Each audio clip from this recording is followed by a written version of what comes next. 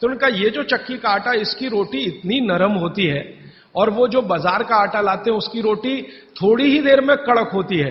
और वो कहते हैं कि हमारे घर के लोग जब से ये चक्की का आटा आया 2 रोटी ज्यादा भी खाते हैं तो शिकायत नहीं करते, और ये बाजार के आटे की 1 रोटी भी ज्यादा खाई तो पेट में गैस बनना शुरू हो जाती है। माताएं ये कहती हैं। माताएं कहती हैं बच्चे भी उनकी रोटी पसंद से खाते हैं, घर के लोग भी अच्छे से खाते हैं। अब वो ये कहते हैं जी 1 केंद्र से 2 कर दो, क्योंकि उसकी पूर्ति नहीं हो पा रही।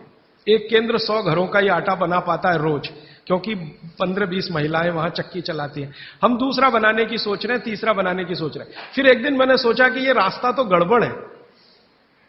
अगर हम ऐसे केंद्र बनाते जाएं तो ये रास्ता तो गड़बड़ है। अच्छा ये है कि हर घेर में ही ये केंद्र हो जाए। इसमें तो अंत में हम कहां फंस जाएंगे? जगह जगह केंद्र बना के हम तो फंसने ही वाले हैं कि भाई अब हाथ का आटा बना के दे दो। तो ये तो हम बिजनेस में नहीं जाना चाहते। हमारा उद्देश्य ये है कि हर घर में आटा बनाने की चक्की आ जाए। तो अब हमने वहां चक्की रखवाना शुरू किया। आप ले जाओ जी, अपने घर में ये चक्की से आटा बना लो। आप भी स्वस्थ रहेंगे, घर भी स्वस्थ रहे। तो वही मेरी आपको विनंती है कि घर में चक्की वापस लाइए और सिलबट्टा भी वापस लाइए। मसाला पीसना है तो उस पर पीसिए, आपको चटनी बनानी है तो उस पर बनाइए। चटनी का स्वाद भी अच्छा होगा और उसके जो सूक्ष्म पोषक तत्व हैं वो भी अच्छे रहेंगे। और एक छोटी सी आखिरी बात, आज के लिए समय हो गया। आखिरी बात यह है, मैं आपको विनम्रता पूर्वक जो कहना आया वो ये कि आपके रसोई में पिछले 20-25 वर्षों में जो बदलाव आया रसोई में, 20-25 वर्षों में, हमारे बीमारियों का सबसे बड़ा कारण वो बदलाव है।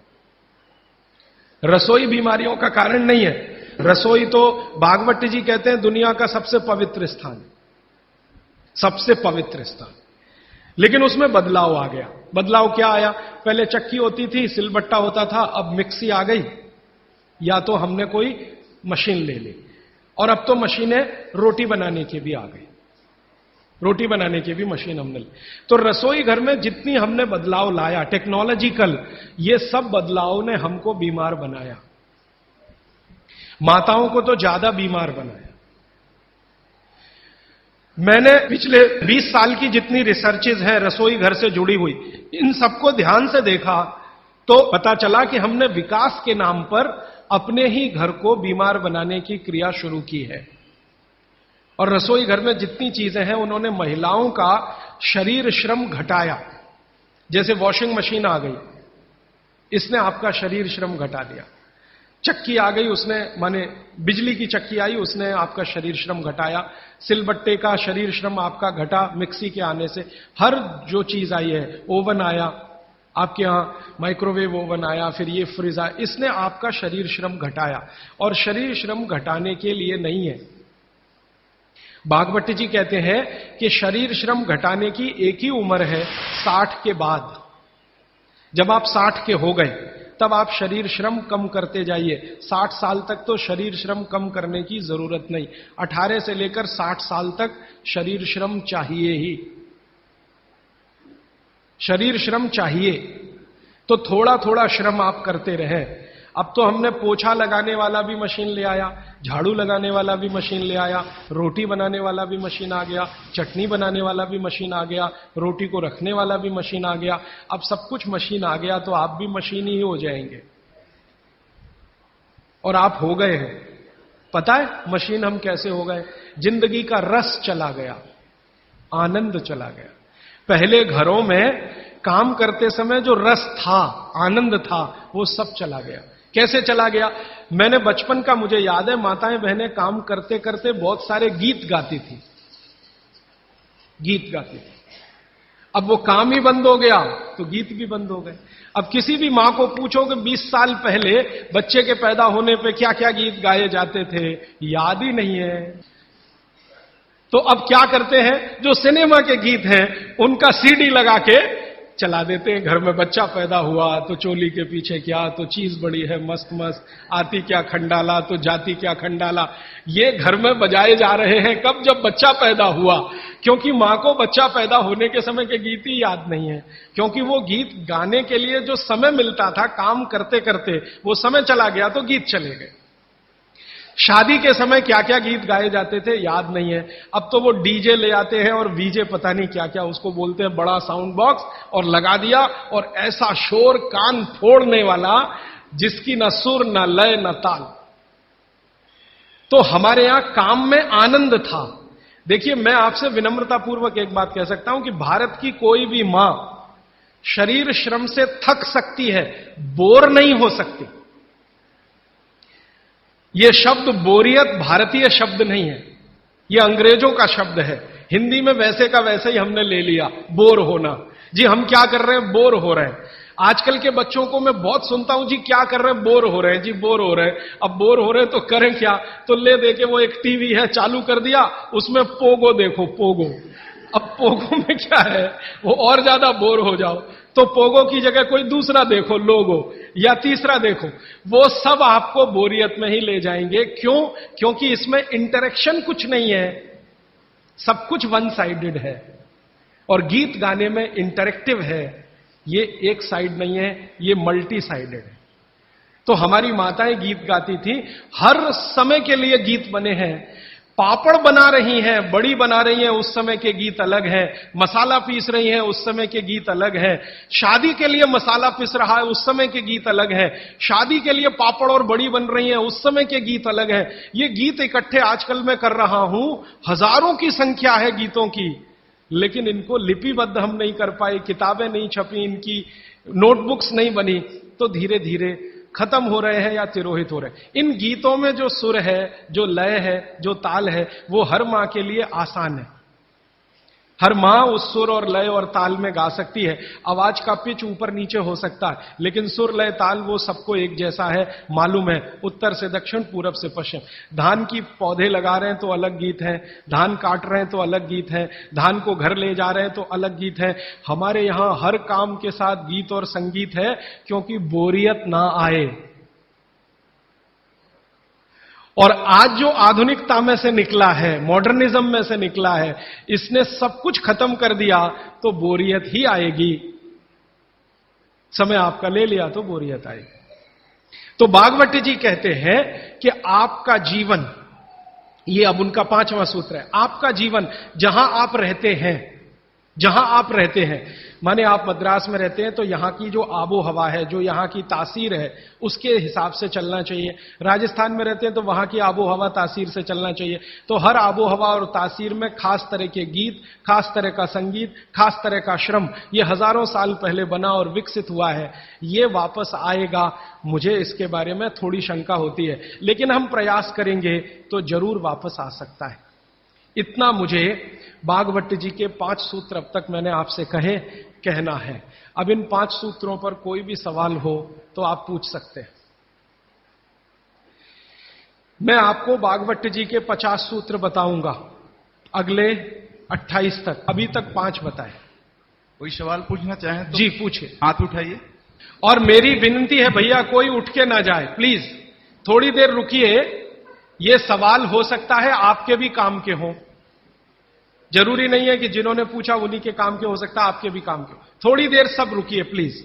हाँ, आप मेहरबानी करके इन 5 सूत्रों को क्रम से एक बार फिर से बता दें। हाँ, अगर कागज पेन है तो लिख लीजिए, कॉपी है तो लिख लीजिए, डायरी है तो लिख लीजिए। और मैंने आपसे कल भी कहा था, आज फिर कह रहा हूं कि नहीं लिख पाए तो भी चिंता मत करिए, ये सब सूत्रों की पुस्तकें भरपूर मात्रा में आ गई हैं। एक भाई कौन लेके आए, उनका मैं धन्यवाद देना चाहता हूं, ट्रांसपोर्ट में जाके अंजनी कुमार जी हैं। हाँ, बहुत धन्यवाद आपका। ये अंजनी भाई, हमने कई पुस्तकें ट्रांसपोर्ट से भेजी थी, वो आ गई हैं, यहां पीछे हैं भरपूर मात्रा में। ये सब सूत्र उनमें विस्तार से है, मैं तो शॉर्ट में बता रहा हूं, आप वो भी ले जा सकते हैं। बाहर आज स्टॉल पर भरपूर पुस्तकें। हाँ, 5 सूत्र फिर से बताता हूं। सबसे पहला सूत्र जो मैंने कल कहा था कि भोजन को बनाते और पकाते समय सूर्य का प्रकाश और पवन का स्पर्श ना मिले तो वो भोजन नहीं करना। अब सूर्य के प्रकाश और पवन के स्पर्श का लंबा विश्लेषण मैंने कर दिया था कि आप प्रेशर कुकर का खाना नहीं खाना, माइक्रोवेव का खाना नहीं खाना, रेफ्रिजरेटर का खाना नहीं खाना। ये दूसरा जो सूत्र था भागवत जी का कि खाना पकने के 48 मिनट के अंदर खाना पकने के 48 मिनट के अंदर खा लेना, बचना नहीं चाहिए। दूसरा सूत्र वो मैंने विस्तार से समझा। तीसरा सूत्र था कि खाना बनाने का जो सामान है, जैसे गेहूं का आटा, चने का आटा, दाल का आटा, या तो बाजरी, मक्की वगैरह वगैरह, तो गेहूं 15 दिन क्या, माने गेहूं का आटा 15 दिन पुराना तक खा सकते हैं। और ये जो मोटे अनाज कहे जाते हैं, ज्वारी है, बाजरी है, मक्की है, ये 7 दिन पुराने से ज्यादा ना हो।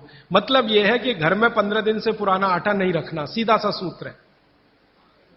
हर 15 दिन पे नया आटा आता रहना चाहिए। उतना ही आटा पिसवाइए ना जितना जरूरत है।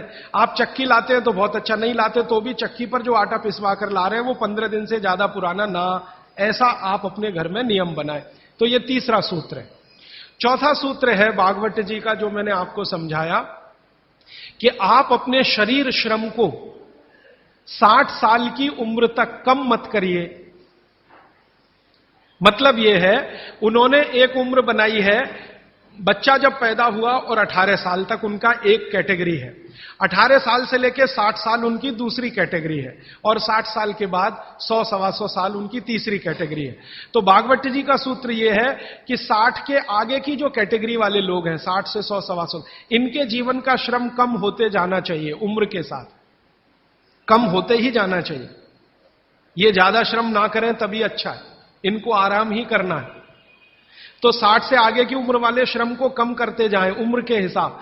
18 से 60 के बीच के जो लोग हैं, ये अपने श्रम को थोड़ा थोड़ा बढ़ाएं। 18 से 19 में थोड़ा ज्यादा, 19 से 20 में थोड़ा ज्यादा, 20 से 21 में थोड़े ज्यादा, ये है 18।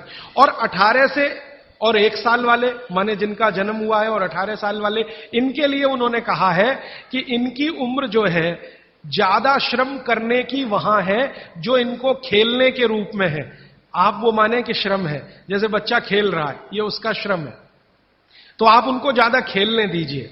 मतलब यह है कि 18 साल से कम उम्र के बच्चों को खेल कूद ज्यादा करने दीजिए, वो उनका श्रम है।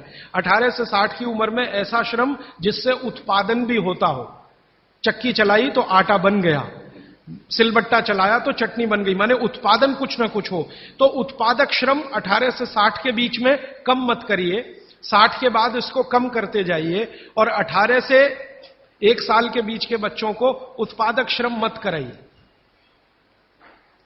यह है। और आखिरी सूत्र, माने आज के हिसाब से आखिरी सूत्र, कि आप अपने जीवन में तासीर का ध्यान रखिए, आबो हवा का ध्यान रखिए, वातावरण का ध्यान रखिए जहां आप रह रहे हैं। माने भौगोलिक परिस्थिति, एक शब्द में मैं अगर कहूं तो ज्योग्राफिकल कंडीशंस। तो आपकी जो आबो हवा है, इसका ध्यान रखिए। इसका ध्यान कैसे रखना, मैंने आपसे उदाहरण के रूप में कहा था कि भारत गर्म देश है और कनाडा ठंडा देश है। गर्म देश के लोगों में हमेशा वात की प्रबलता रहती है, शरीर का दोष है, अब उसको क्या करेंगे, वात की प्रबलता रहे ही, पित्त और कफ आपका हमेशा कम रहेगा। इसलिए भारत के लोगों को वात के रोग सबसे ज्यादा हैं। भागवत जी कहते हैं कि भारत के लोगों को लगभग 70 से 75% रोग वात के हैं, 12 से 13% रोग पित्त के हैं, और 10% रोग कफ के हैं। कफ के रोग हमारे यहां सबसे कम है, पित्त के थोड़े ज्यादा, वात के सबसे ज्यादा, क्योंकि हम गर्म जगह रहते हैं। तो आप ध्यान रखिए कि गर्म जगह में ऐसे काम मत करिए जिससे वात बढ़े। जैसे मैं आपको एक उदाहरण दूं, माफ करिएगा ये उदाहरण देते हुए, आप दौड़ लगाते हैं, रनिंग, इसमें वात सबसे ज्यादा बढ़ता है।